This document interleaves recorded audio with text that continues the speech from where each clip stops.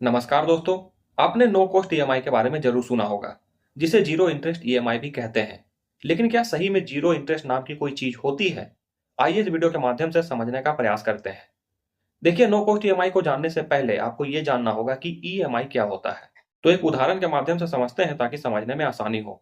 मान लीजिए एक सेलर है जो 17,000 रुपए में एक मोबाइल फोन कंपनी से खरीदता है।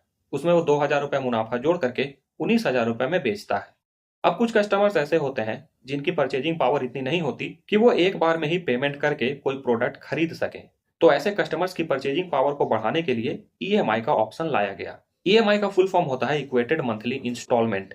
इसमें आपको एक बार में पूरे पैसे नहीं देने होते। जो भी प्रोडक्ट की प्राइस होती है वो बराबर हिस्सों में बांट दी जाती है और फिर कंज्यूमर हर एक महीने उतना ही पेमेंट करता है। अब देखिए ईएमआई में होता क्या है। जो सेलर होता है सबसे पहले वो प्रोडक्ट की प्राइस को बढ़ा देता है।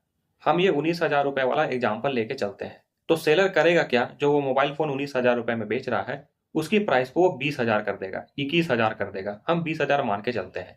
उसने प्राइस को बढ़ा के 20,000 कर दिया। अब वो क्या करेगा कि उसमें एक ऑफर निकाल देगा, -1,000 डिस्काउंट। मतलब कि आप तुरंत पेमेंट कीजिए तो आपको 19,000 रुपए में पड़ेगा।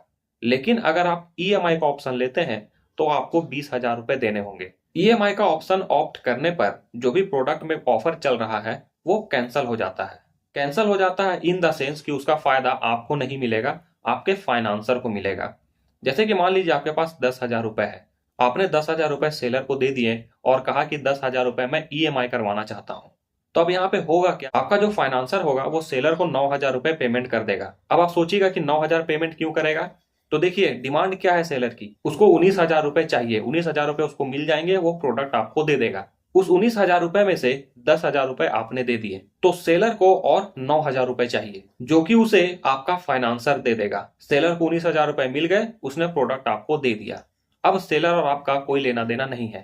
अब आपका जो भी लेना देना है आपके फाइनेंसर से है। अब ईएमआई का यही टर्म्स एंड कंडीशन होता है कि आप ईएमआई का ऑप्शन लीजिएगा तो आपको ऑफर नहीं मिलेगा। तो जो आपका फाइनेंसर है वो आपसे 10,000 रुपए लेगा प्लस उसमें इंटरेस्ट लेगा। अब मान लीजिए कि 1,000 रुपए आपको इंटरेस्ट के तौर पे देने पड़े, तो कुल आपको उस मोबाइल फोन के लिए कितने पैसे देने पड़े? 10,000 पहले आपने दिया, फिर 10,000 रुपए प्लस उसमें 1,000 रुपया इंटरेस्ट, यानी कि 21,000 रुपए। अब देखिए इंटरेस्ट पे आपको जीएसटी भी देना होता है 18%, यानी कि 180 रुपए अलग से। मतलब कि 21,180 रुपए आपने टोटल पेमेंट किया, जिसमें से 19,000 सेलर को वही समय मिल गया था जिस समय आपने मोबाइल लिया। बाद बाकी जो 2,180 रुपए हुए वो फाइनेंसर के हुए। तो अब आपको समझ में आ गया होगा कि ईएमआई काम कैसे करता है। अब आइए जानते हैं नो कॉस्ट ईएमआई के बारे में। देखिए नो कॉस्ट ईएमआई में क्या होता है कि आपको इंटरेस्ट नहीं देने होते।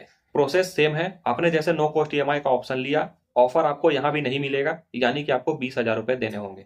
जो ईएमआई में आपको 1,000 रुपए इंटरेस्ट लगा था वो इंटरेस्ट आपको इसमें नहीं लगेगा, यानी कि आपको केवल 20,000 रुपए देने होंगे। लेकिन क्या सच में? तो देखिए दोस्तों, ऐसा नहीं है। नो कॉस्ट ईएमआई में क्या होता है कि आपको प्रोसेसिंग फीस के नाम पे पैसे लिए जाते हैं। प्रोसेसिंग फीस प्लस उसमें जीएसटी। अब चूंकि आरबीआई की गाइडलाइंस है और नियम है कि कोई भी फाइनेंसर जो है वो इंटरेस्ट फ्री लोन नहीं दे सकता है। तो जो फाइनेंसर है वो करता क्या है कि वो इंटरेस्ट कैलकुलेट करेगा लेकिन उसको डिस्काउंट शो कर देगा। नॉर्मल ईएमआई में क्या हुआ था कि आपका 1,000 रुपए इंटरेस्ट कैलकुलेट हुआ था और आपने वो दिया था। नो कॉस्ट ईएमआई में क्या होगा कि वो 1,000 रुपए कैलकुलेट होगा लेकिन उसको डिस्काउंट में दिखा देगा आपका फाइनेंसर। लेकिन जो इंटरेस्ट पे जीएसटी बनेगा वो आपको देना होगा, यानी कि 180 रुपए आपसे वो लेगा। तो यहाँ पे आपको कुल कितने पैसे देने होंगे? मोबाइल की जो प्राइस है 20,000 रुपए प्लस प्रोसेसिंग चार्ज प्लस 180 रुपए जीएसटी, और जो प्रोसेसिंग चार्ज पे जीएसटी लगा है उतना ले दे के कुल मिला के बात बराबर ही पड़ जाता है। तो नो कॉस्ट ईएमआई में अगर आपको लगता है कि इंटरेस्ट नहीं लिया जाता आपसे तो वो प्रोसेसिंग फीस के नाम पे ले लिया जाता है। या तो फिर नो कॉस्ट ईएमआई में होता क्या है कि सेलर जो होता है वो उसकी प्राइस को और बढ़ा देता है। जो नॉर्मल ईएमआई में वो जो प्रोडक्ट 20,000 रुपए में बेच रहा था -1,000 डिस्काउंट के हिसाब से, उसे वो क्या करेगा कि नो कॉस्ट ईएमआई में 21,000 रुपए कर देगा और -2,000 डिस्काउंट कर देगा। जब आप नॉर्मल ईएमआई का ऑप्शन लीजिएगा तो भी सेलर को 19,000 रुपए मिलेंगे, बाद बाकी फाइनेंसर लेके जाएगा। और अगर आप नो कॉस्ट ईएमआई का ऑप्शन लीजिएगा तो भी सेलर को 19,000 रुपए ही मिलेंगे, बाद बाकी जो होगा वो फाइनेंसर का होगा। तो दोस्तों इस तरह से नो कॉस्ट ईएमआई के माध्यम से आपसे पैसे लिए जाते हैं। अच्छा, यहाँ पर एक ध्यान देने वाली चीज ये भी है कि नो कॉस्ट ईएमआई का जो ऑप्शन होता है वो हर एक प्रोडक्ट पर अवेलेबल नहीं होता।